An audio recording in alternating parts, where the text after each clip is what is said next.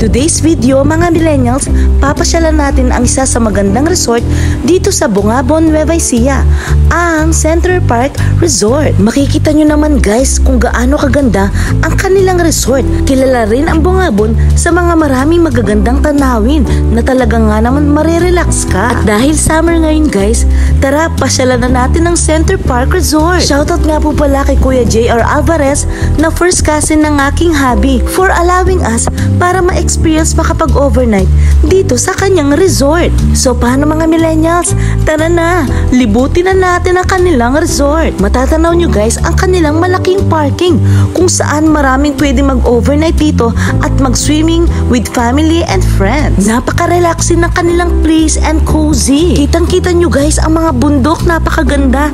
Talaga nga naman mamamangha ka dito. Meron din silang canteen at convenience store just in case meron kayong gustong paluto sa kanila or meron kayong mga gustong bilhin, and mababait din ang kanilang mga staff. At kung gusto nyo naman mag-exercise dito guys, tara maglakad-lakad na tayo dito or pwede rin kayo mag-jogging. Highly recommended ang kanilang resort mga millennials. For today's video mga millennials, andito tayo sa Center Park at Bungabon, Nueva Ecija, kung saan bibisitahin natin ang resort ng first cousin ni hubby ko na si Kuya JR Alvarez.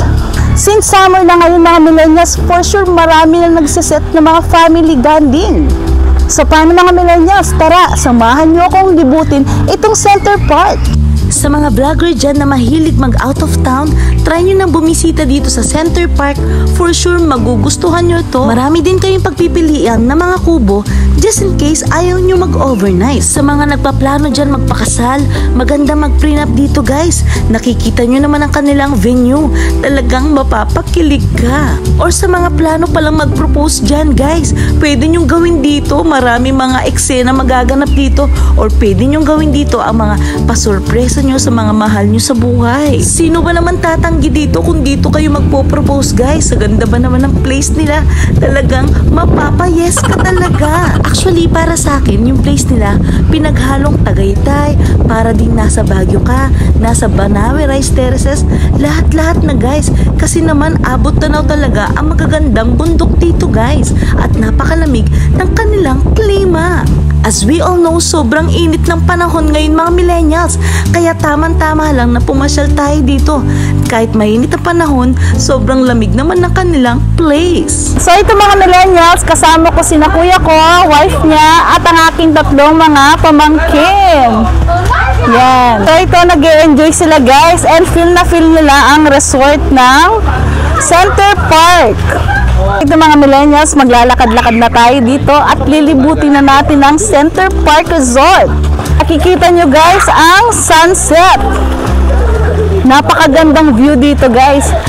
Ano pang hinihintay nyo mga millennials? Try nyo na dito sa Center Park. Napakaganda and napaka-relaxing, lalo na sa ganda ng view. Ayan guys oh. Yan. At bisitahin naman natin guys ang aming magiging kwarto for today's video. Dalawa ang kanilang kwarto. Kada room meron sila mga double deck and meron pang queen size bed dito sa labas mismo.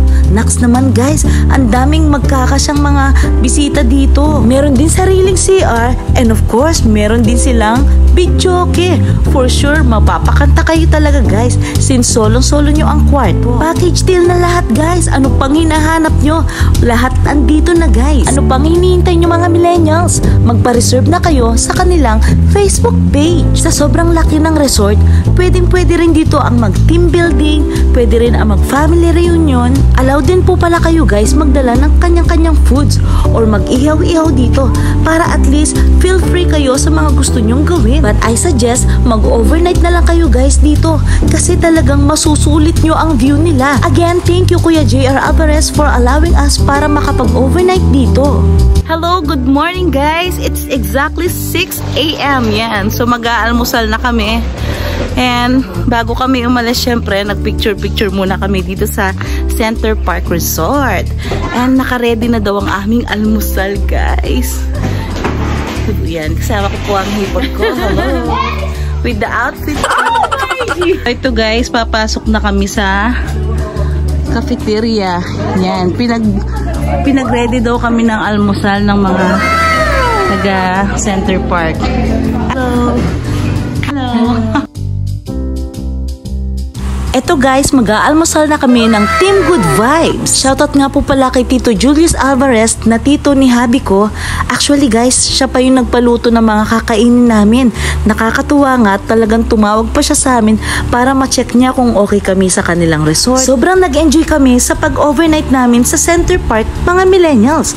Next destination namin is Dingalan, Aurora. Talaga nga naman na-relax kami ng Team Good Vibes dito sa Nueva Ecija, mga millennials. Yun ang totoong essence ng pagbabakasyon, mga millennials. Yung marerelax ka, walang toxic, puro good vibes lang at positivity. Lalo na sa init ng panahon guys ngayon, deserve natin ang mag-relax at mag-chill. Mahalaga talaga mga millennials ang tawa lang ng tawa kasi maganda sa kalusugan nito. Bye guys! Love, love, love!